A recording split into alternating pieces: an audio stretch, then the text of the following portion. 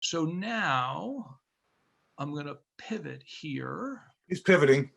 I'm taking over. I'm going to talk. Hold on just a second. I got to introduce you, man. I got to say a few nice things about you. Not hard. Give me just a second. Very good.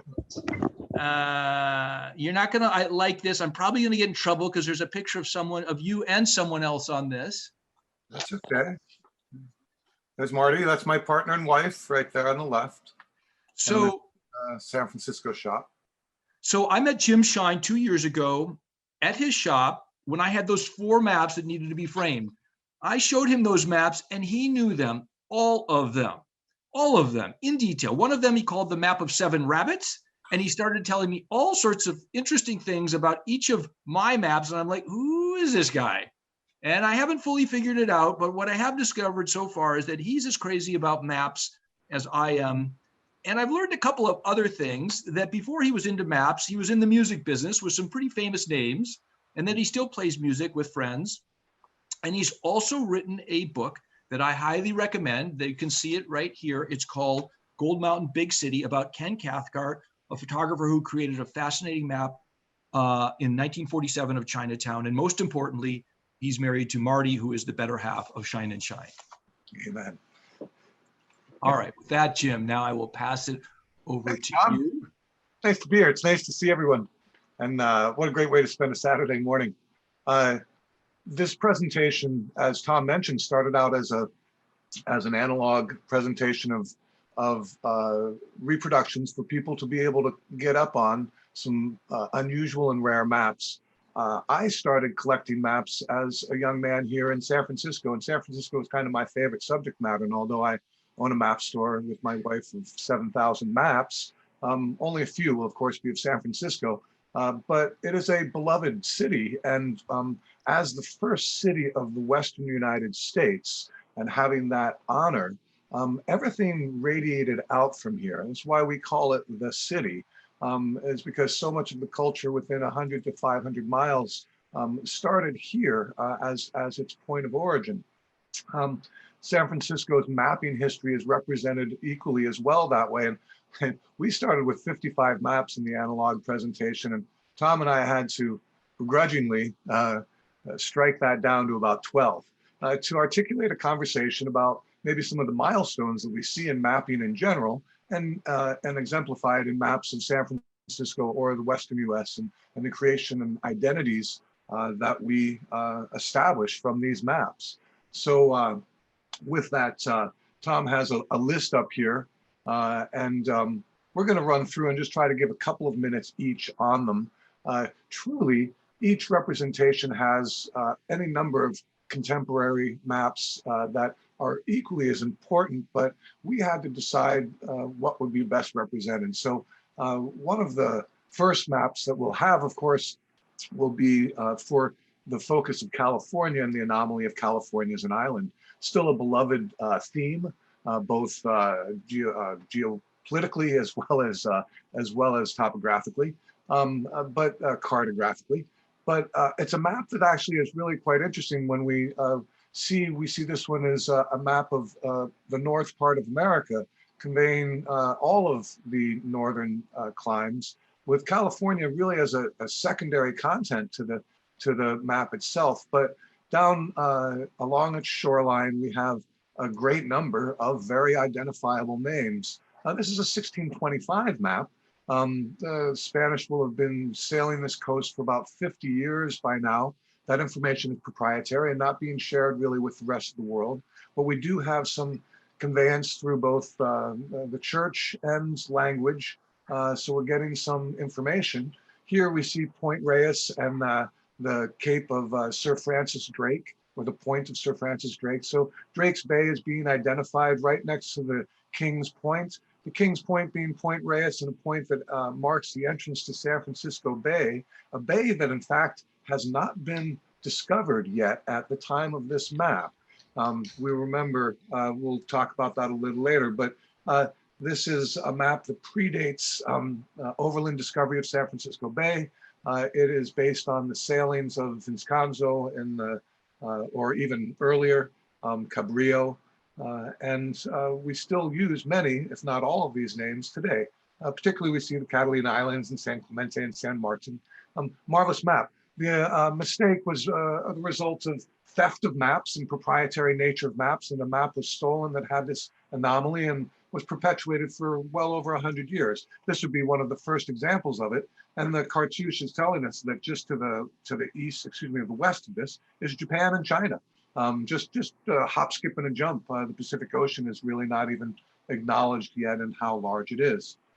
So in the next map,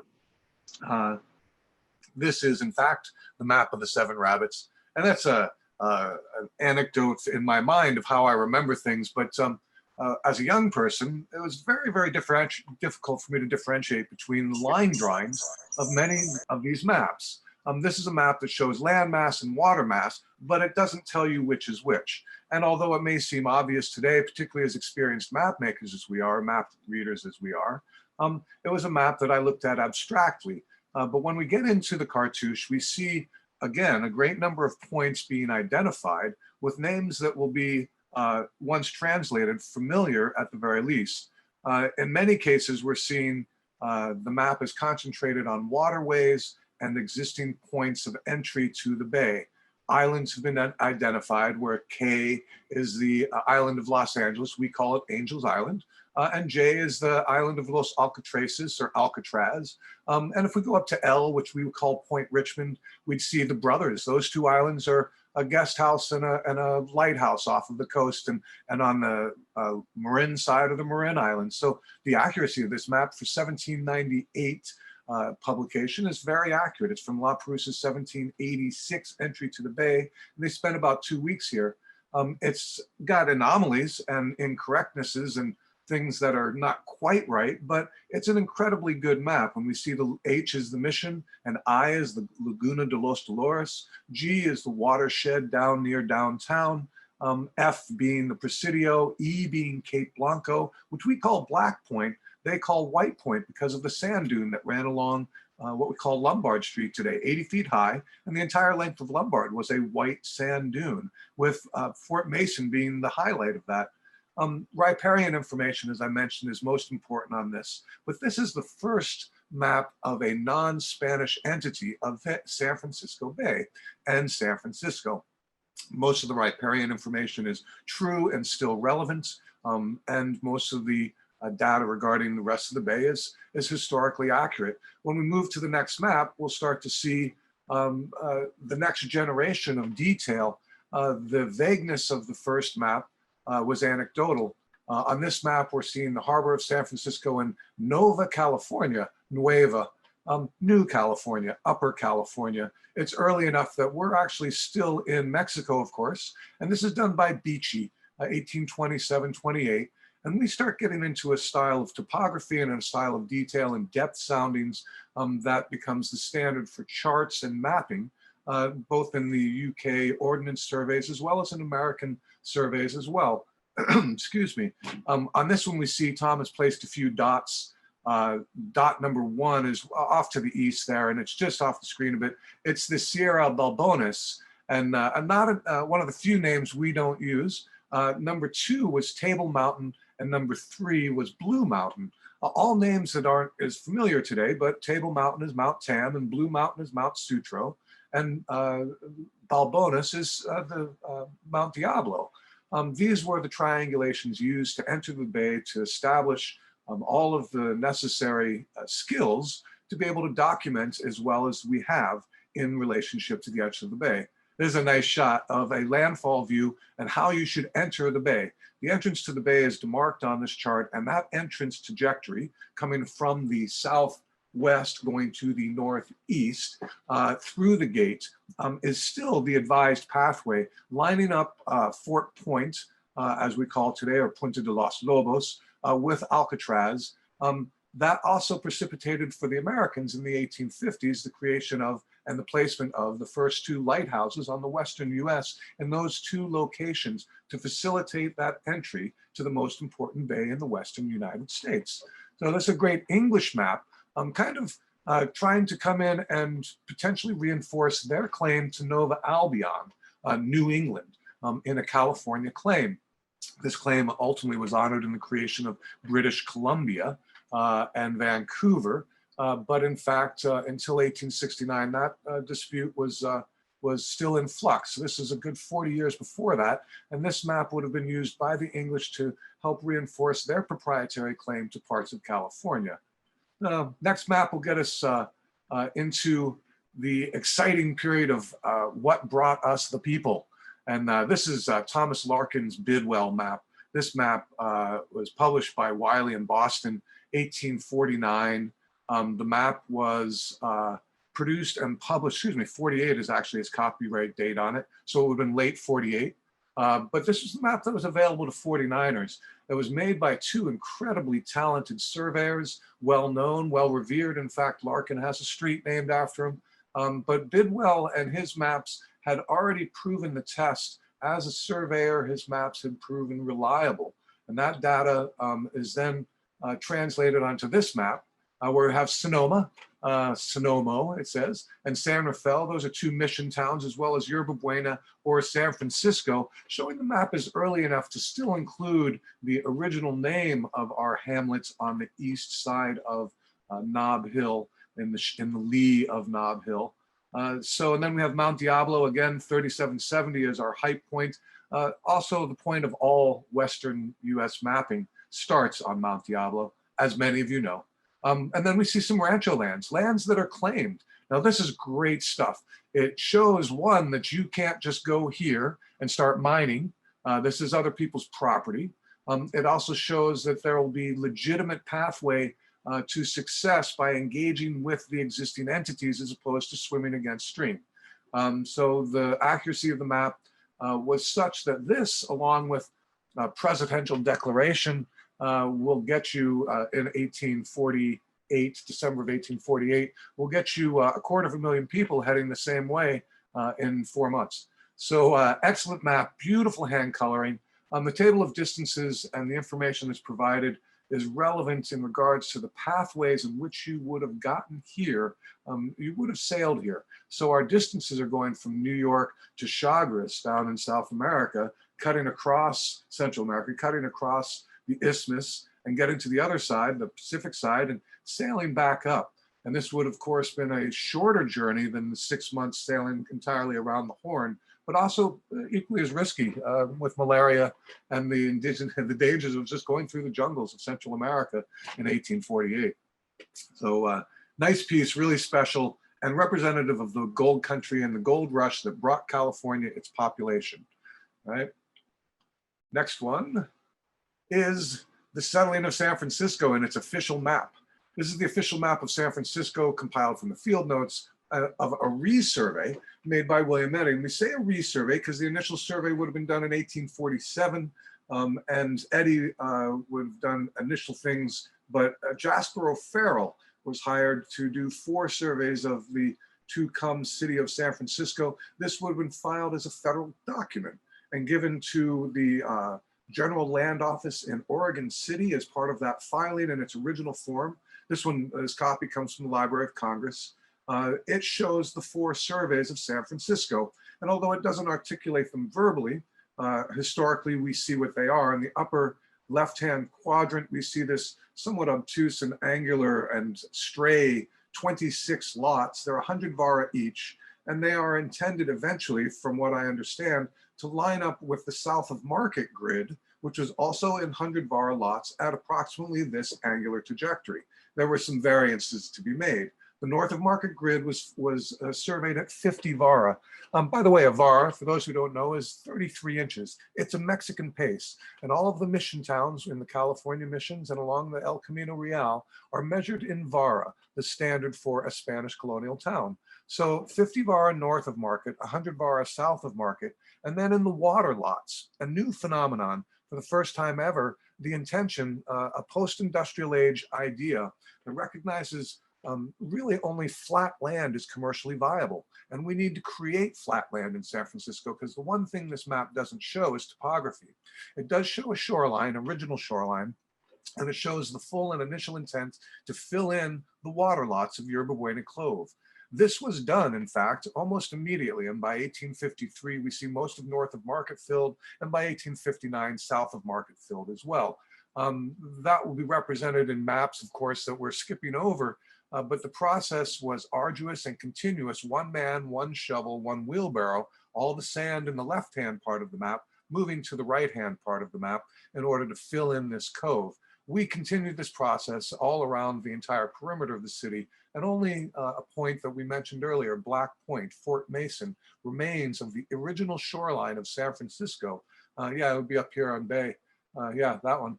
That's the only shoreline. That's about 100 yards there. That is the cliff. Everything else has been modified and landfilled in the entire city of San Francisco Bayside.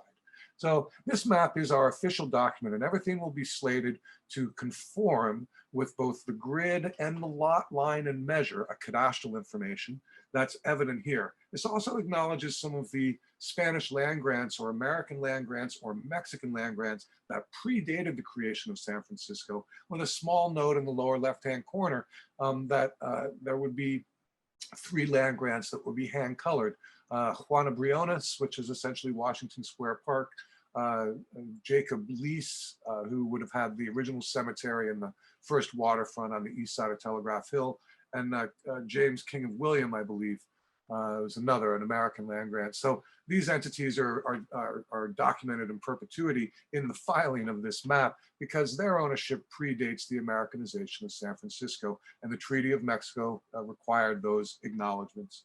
So this is a great map, and a rough copy shows its use and its reliance. All maps will be based on this, and the grid will continue west based on new assumptions. The lagoon survey, the upper left-hand quadrant, will be lost in the future.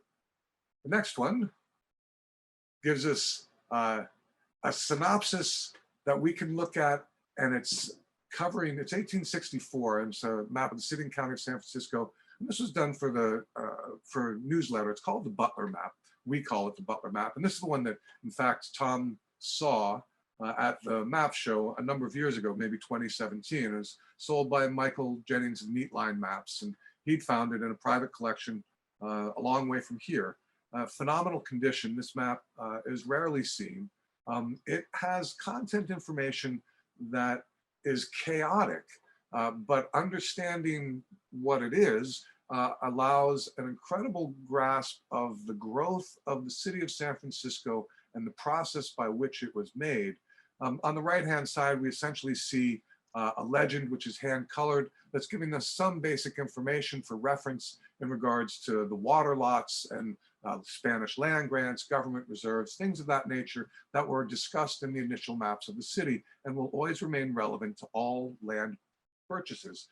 It also, by this time, has transportation. The Market Street Railway has been established and other rail lines, including probably the Lobos Road and things like that.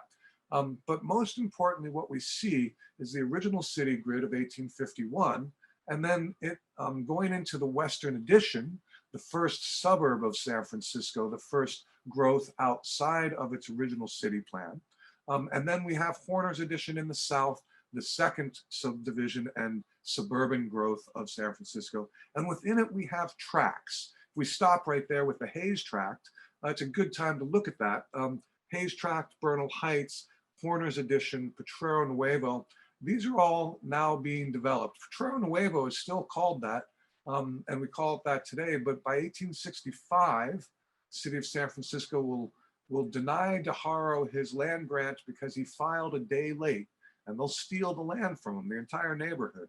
On the contrary, Bernal Heights, and Carmen Bernal and her father retained ownership of this, the Potrero Viejo, the old Potrero. We call it Bernal Heights today, and much of this grid along Precita Creek remains. Just above where Tom is Serpentine Avenue. Just as a note, it's interesting, Serpentine Avenue runs along the Precita Creek and is the adobe wall. So on this site, until about the 1880s, was an adobe wall that separated 2 land grants. And north of the land grants became the racetracks and bucolic farmland that fed San Francisco at the time of this map. But this map is important not just for what's contained in its original grid and the first subdivisions, but then when we get beyond those subdivisions to the west into the San Miguel Rancho and into the Seal Rock Rancho, what we have are claimants, we have squatters. And with the Homestead Law of 1850 Anybody west of Van Ness, including in the Western Addition, but this has been rectified by the time of this map. So everything west of Divisadero now is subject to verification of the city of San Francisco and sale, the creation of tracks and sale to conform with the grid as established on the right-hand side of the map. So this grid needs to continue, and your irregular lots may not remain this way, but you have squatted and you have fenced and surveyed them. You have made improvements, put in a well, put in a house, and this is your place. The city will compensate you. The sale of the land will be split between you and the city to create infrastructure. And with your proceeds, you may buy some of your own land back. This was the process of homestead verification and transition into the grid.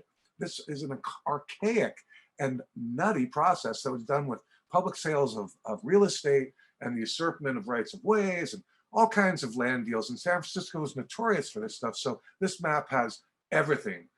If your research is about family, if your research is about land, if your research is about title, if your research is about transition, government legislation, land grant law, you name it, this map is going to come into play. And a marvelous, marvelous example, really fun. It also shows things that I can talk about this map alone for an hour. So next map, please. This is a great piece. This is more contemporary. We're looking at the Yerba Buena Cove. We're oriented with west at the top, and we're coming at it the exact way we would have come at it in 1853, because San Francisco was a maritime city, and all entry into the city of San Francisco would have come from the east side unless you were walking up the peninsula. So with this, we see the original shoreline and we see all of these streets that are in brown. It's kind of fun to visualize in one's mind that at one time, these brown streets would have only been a 100-foot long boardwalk or pier. And as time went on, we moved the pier and move it out further and further and further and move the shoreline along with it. But in the process, we needed landfill. And so we would use vessels, which would be dismantled, have their chandlery taken off, sold elsewhere, and they would be filled with the sand and debris and garbage of the day and sunk. And we're up to about 48 or 50 that have been named and identified now for our generation. There was always a great interest in subject matter, and anytime we do excavation for any major project in the downtown area, we have the expectation and obligation to do a cease and desist to allow the archaeological excavation. The most recent probably being at the corner of Sansom and Clay, where I think they did, maybe it was a Niantic that they came across. The Niantic is the first boat, came in July of 1849. It had the first 49ers. It came in, it land locked, and it became a hotel for a while. The Apollo became a store ship and a hotel and remained on Battery streets as a hotel well into the 1860s. It burned a couple of times in the Great Fires, but to the ground, but was rebuilt and remained until the 1880s as a hotel and storage warehouse. So a lot of history here. The old ship saloon downtown is on top of one such place. So great map, more contemporary with all kinds of great imagery, but one that has its place as a interesting San Francisco map. We can reference an 1853 or 1857 USCS map to attain a lot of the primary data that's being used in this map. Mapping is being used. This is the 1885 official map of Chinatown in San Francisco as prepared by a special committee of the Board of Supervisors in July of 1885. The map was the first color-coded map of a ghetto.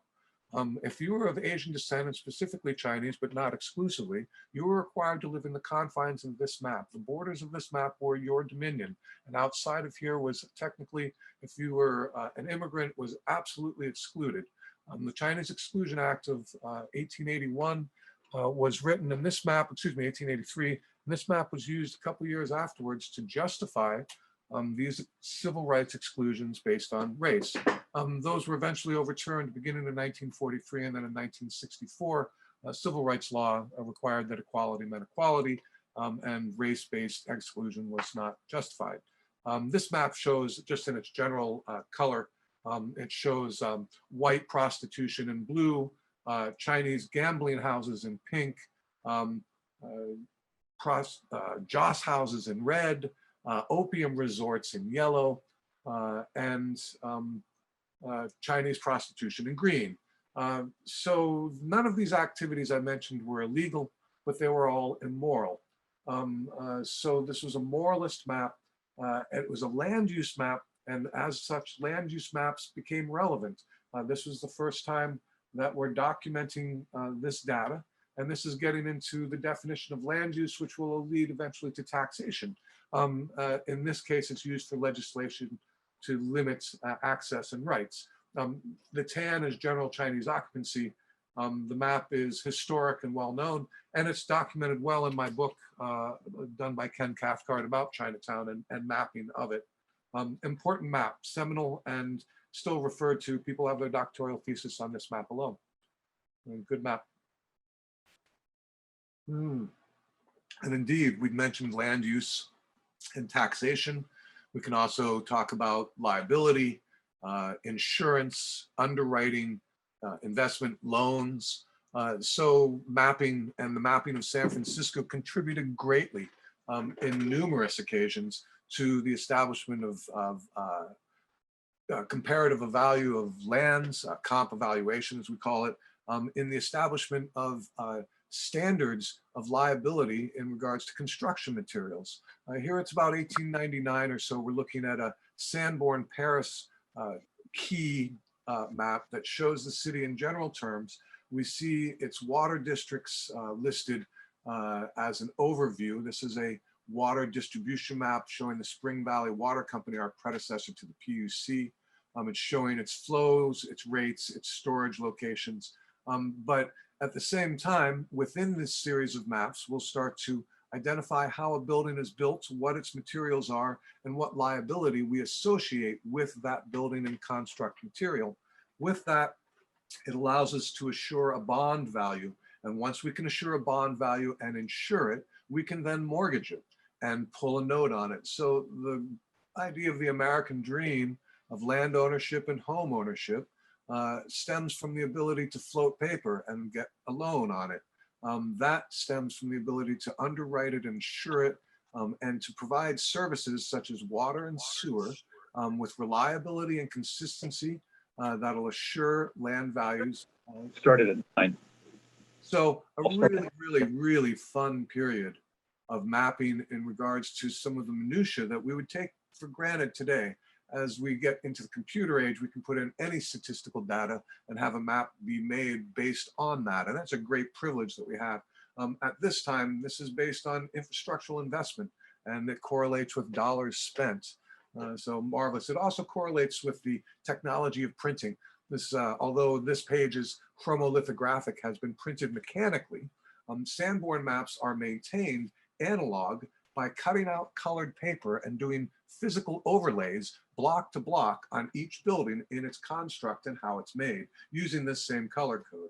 But anyway, there's technology is really driving the ability to do these maps because of repetitious printing. So there you have it. Next one we have,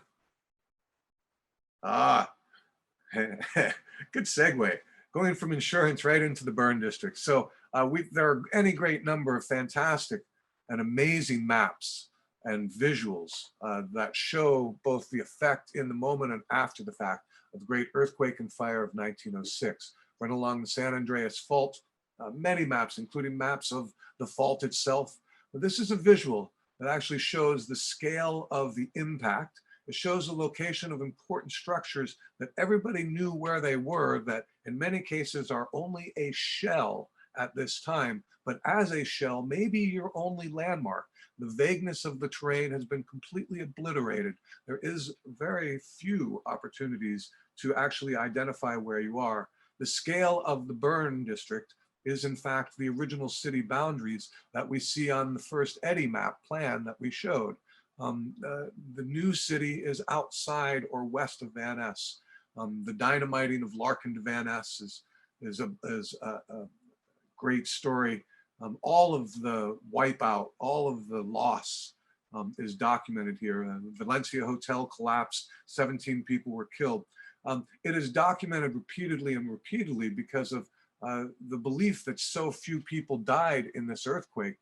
Yet the historic viewpoint now is that it simply burned, and there just were too big a fire to really document. And And that number has changed historically now to 35 to 4,500 people that just were never seen again following this earthquake and fire. The mapping of it and the documentation of it was a great boon for the economy. And San Francisco worked very hard, and by 1912 was promoting a new agenda and new growth and new city for the world to come and visit. In this map, we have the direct route to the Panama Pacific Exposition in 1915. The map itself is probably a 1912 to 1913 or 14 proposition. To promote such a fair took a lot of advanced time. It's a very rare piece. It's Peter's San Francisco Locator, the bird's eye view of the Exposition City. The Exposition City would be in the Marina District. We are the Exposition City, but the Exposition itself was in the Marina District. We see Fort Mason, Black Point, and the US Transit Docks, which for the First and Second World War would transit thousands of men to the war, but it also just transited during the Spanish-American War troops. And so it's familiar to many, many Californians and most Americans. We see a general layout of the fair as it was proposed, and we see the communities around it with some definition of street block numbers. So it's a fairly accurate map to allow people to effectively take the working train systems to get to the fair. But it is also a promotion of other things to do in the Exposition City. San Francisco's Golden Gate Park and the Presidio and our Lincoln Park are magnificent Western spaces that are relished by the rest of the world. The Pan-Pacific Exposition was a definition of the return of the city of San Francisco. You're going to get here by Union Pacific, you're going to get here by Western Pacific, you're going to get here by Southern Pacific. There are many great numbers of ways to get here. Western Pacific is a big competitor with Southern Pacific, the Octopus. And so they're directly promoting their hotels, their offices, how to use their system, which was in fact popular of the time. Being able to not use SP was a goal of many people at this time. So, but also the content on this of the piers and the docks and the businesses and the directory and the locations is overwhelming, really fantastic piece. Nice. We could see that last piece was becoming more illustrated and its color tone much more affected by the printing technology. Here we're coming into the nature of American culture and good nature and humor. And starting in about 1919 with Ruth Taylor, and this one's a 1927 Harrison Godwin map. Harrison Godwin created this map with his brother, created two others, one on Panama and one on Hollywood, California.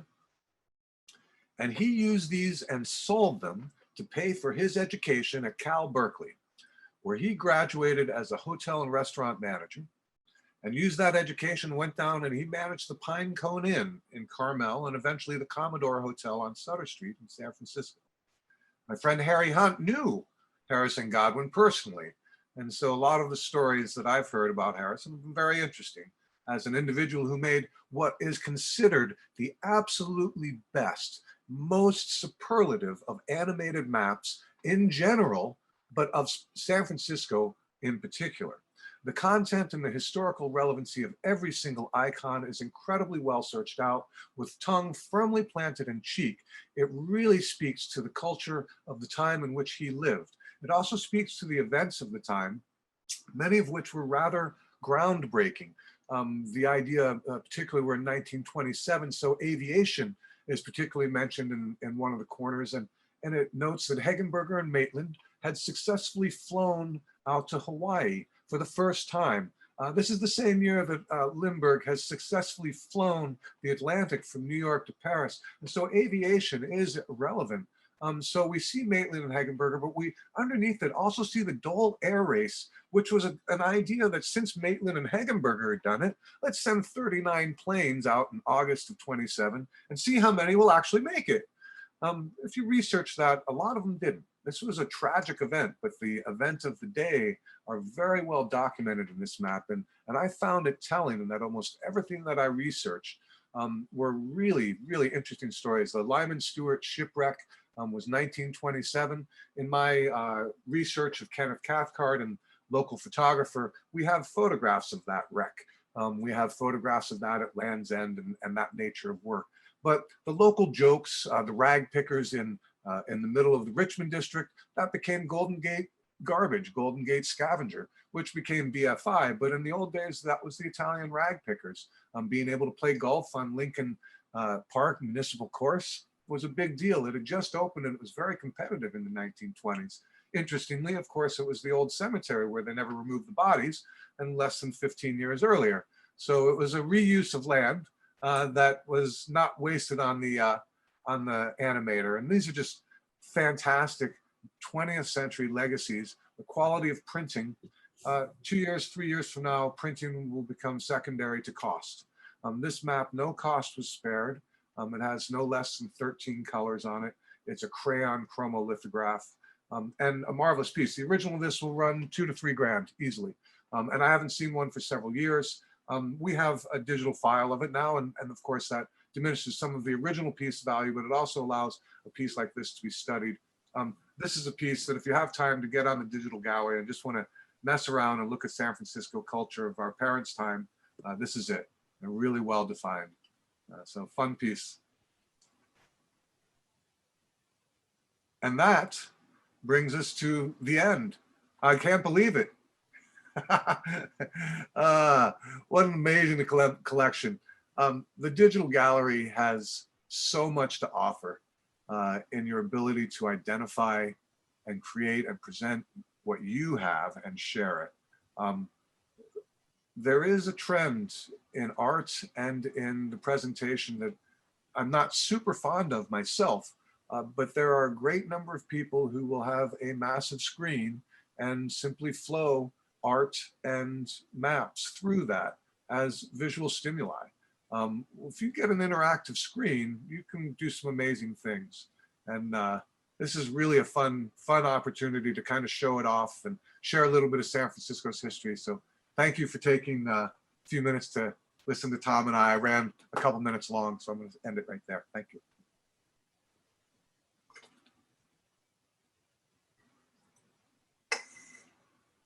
You're muted, Tom.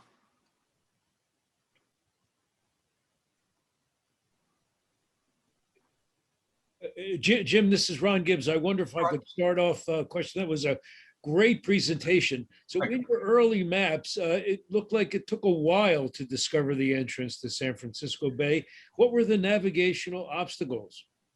Fog. Interestingly, the Spanish sailed past San Francisco Bay for about 185 years before walking up from Monterey in 1769. They, at the top of the Milagro Ridge, right kind of by Pacifica, discovered visually overland an inland bay, and it was massive. If you go up to that ridge, it is a huge view. From that point, you can see all the way up to Sonoma and all the way down to San Jose. You have a view 60 miles in each direction, which is approximately what the bay is before you get into the estuaries of the Delta. So it was a major discovery, and it was proprietary to the Spanish. It's being hidden was because the mouth, the Golden Gate, is only a mile or two across, maybe 3 miles. The shoreline and the distance between San Pedro Point, which is the largest outcropping down there in Pacifica, and often is visible through the fog, and then the Point de los Reyes, Point Reyes, the King's Point.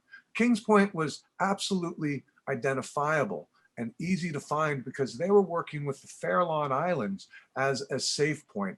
You have to remember, sailors couldn't swim, natives were unfriendly. If you needed to restock with water, food, fats, animals, you went someplace where it was preferably uninhabited. The Farallons were a phenomenal score of seal and bird eggs and animal fat and meats and fish that were abundant without their having to go inland. And frankly, the coast of California is very rugged. It's cliff sides. There are very few soft, sandy shoals. Even entering into the bay, the original bay was all 20 and 30-foot cliffs. And if you look around, many places still are today, the rarity of the sandy shoals. So it was the combination of factors. And of course, we all know the fog. I think we're in it today. Thanks, Jim. Great answer. Thank you. Oh, great map, Tom. I just love this beachy map.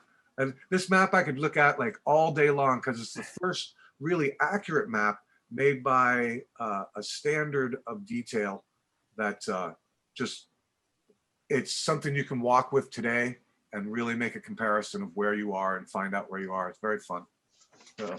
We've got time for one more question. If someone wants to jump in. There's one in the chat from Doug, if you want to. Yeah, Doug, you say, great presentation, Jim. You say you have collected historical photos of locations and events drawn by Harrison Godwin in his map. Have you tried linking digital versions of these photos that could pop up in a presentation? No, Tom has offered me great access, and I have a lot of things that are really, really fun that would be perfect for that.